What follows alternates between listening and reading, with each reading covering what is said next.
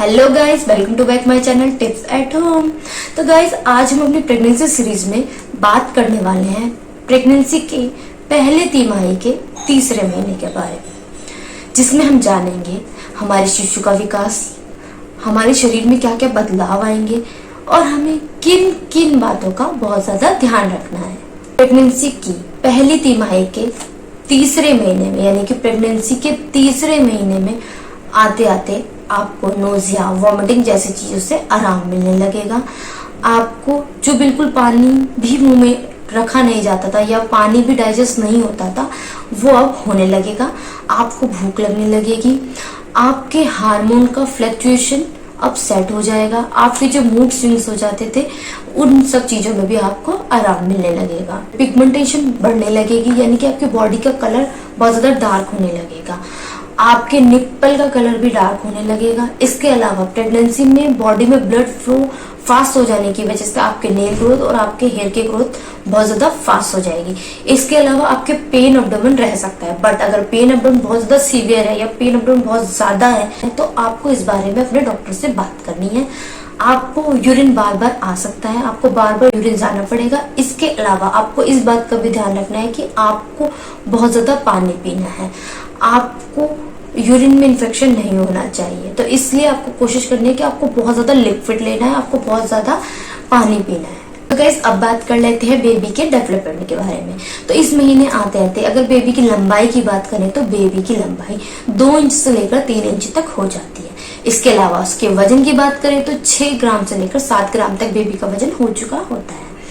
उसके पार्ट पूरे बनना शुरू हो जाते हैं, यानी कि बेबी के फिंगर्स में पार्टीशन होना शुरू हो जाती है। तो इससे पिछले वीडियो में हमने बात करी थी कि बेबी के हाथ और पैर बन चुके होते हैं, बट इस महीने आते आते उसके पूरे बॉडी में पार्टीशन होना शुरू हो जाती है, यानी कि उसके आर्म, फोर आर्म, फिंगर में पार्टीशन होना शुरू हो जाती है। इसके अलावा उसके ब्रेन का डेवलपमेंट बहुत अच्छे से शुरू हो जाता है। उसके हाथ पैरों में जो हेयर आने वाले हैं उनके फॉलिकल्स बनना शुरू हो जाते हैं। बेबी की स्किन इस समय बहुत ज्यादा ट्रांसपेरेंट होती है, बहुत ज्यादा पतली होती है, यानी कि उसकी स्किन पर कोई फैट नहीं होता, बट उसकी स्किन बनना शुरू हो जाती है। उसकी स्किन बहुत ज्यादा ट्रांसपेरेंट होती है। बेबी की किडनी काम करना शुरू कर देती है। किडनी में यूरिन छनना शुरू हो जाता है, यूरिन बनना शुरू हो जाता है। इस समय बेबी की आंतें बहुत अच्छे से काम करना लग जाती हैं। बेबी इस समय सकिंग सीख जाता है, यानी कि वो अपना एमनियोटिक फ्लूइड, जो वो एमनियोटिक फ्लूइड में जो यूरिन पास करता है उसे पीना शुरू कर देता है, उसे निगलना शुरू कर देता है। ये सकिंग आगे चलकर ब्रेस्ट फीडिंग में हेल्प करती है। इस समय बेबी की आईज क्लोज होती है। उसका हेड उसके बॉडी के अकॉर्डिंग बहुत ज्यादा बड़ा होता है, क्योंकि उसके हेड में ब्रेन डेवलपमेंट बहुत ज्यादा स्पीड से हो रहा होता है। इस महीने बेबी के पूरे पार्ट्स मैच्योर हो रहे होते हैं। इसके अलावा अब तक बेबी एक भ्रूण कहलाता था, बट इस महीने के आखिर में आते आते बेबी एक फिटस का रूप ले लेगा, यानी कि हम उसे एक बच्चा कह सकते हैं। अब बात कर लेते हैं कि आपको इस महीने में किन बातों का बहुत ज्यादा ध्यान रखना है। तो जैसे ही आपको तीसरा महीना लगेगा, आपको एक अल्ट्रासाउंड करवाना है, जिसमें बेबी की धड़कन का पता चलेगा।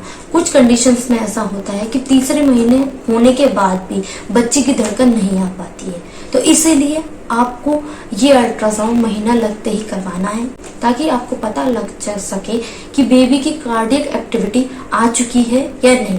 इसके अलावा इस समय बेबी बहुत अच्छे से मूवमेंट करता हुआ आपको अल्ट्रासाउंड में दिखाई देगा, तो आप ये चीज भी देख सकते हैं। तो इस महीने आते आते जब आपको भूख लगने लगेगी, तो आपको इस बात का ध्यान रखना है कि अब आपको कार्बोहाइड्रेट की मात्रा कम करनी है और प्रोटीन की मात्रा बढ़ानी है, क्योंकि प्रोटीन ही आपके वेट गेनिंग में और बेबी के वेट गेनिंग में हेल्पफुल रहेगा। इसके अलावा अब आपके शरीर में एक बेबी है, तो इसका मतलब ये नहीं कि आपको 2 लोगों का खाना खाना है, ऐसा बिल्कुल नहीं करना है। आपको हेल्दी खाना है और प्रॉपर डाइट लेनी है।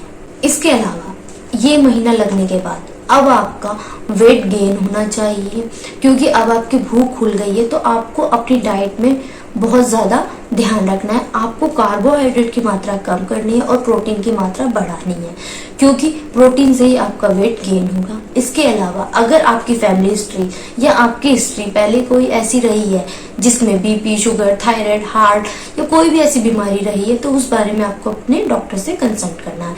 या फिर आपकी कोई पहले कोई सर्जरी हो चुकी है, उस सर्जरी में अगर कोई कॉम्प्लिकेशन रहा है, उस बारे में आपको आपके डॉक्टर से बात करनी है, या आपकी पहले कोई डिलीवरी हो चुकी है, कोई मिसगैरेज हो चुका है, बेबी में कोई प्रॉब्लम रही है, तो उस बारे में भी आपको अपने डॉक्टर से बताना है, या आपकी हिस्ट्री में कोई जेनेटिक डिसऑर्डर जैसी प्रॉब्लम्स रही है, उस बारे में आपको अपने डॉक्टर से कंसल्ट करना है।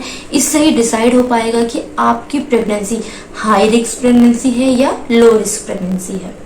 इसके अलावा जब आप अल्ट्रासाउंड करवा लेंगी और उसमें बेबी की दिल की धड़कन आ जाएगी, यानी कि बेबी की कार्डियक एक्टिविटी आ जाएगी, तो डॉक्टर आपको कुछ ब्लड इन्वेस्टिगेशन कराने की सलाह देंगे, जिसमें आपके हीमोग्लोबिन के बारे में पता चलेगा, या फिर आप में कोई ऐसी बीमारी तो नहीं जो आपसे बेबी में जाने के चांसेस हैं, उस बारे में पता चलेगा। तो आपको ये ब्लड टेस्ट बिल्कुल भी इग्नोर नहीं करवाने हैं।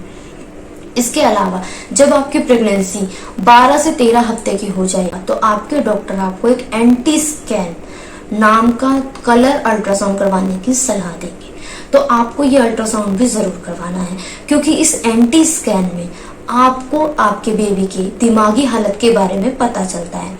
कई बार ऐसा होता है कि हमें पता नहीं होता और जेनेटिक डिसऑर्डर के कारण बेबी में मेंटली रिटार्डेड होने के चांसेस होते हैं, जो हमें इस अल्ट्रासाउंड में क्लियर होता है। तो आपको ये अल्ट्रासाउंड भी जरूर करवाना है। इसके अलावा सेम डे जिस दिन आप एंटी स्कैन करवाएंगे, उसी दिन आपके डॉक्टर आपको एक डबल मार्कर नाम से टेस्ट करवाने की सलाह देंगे।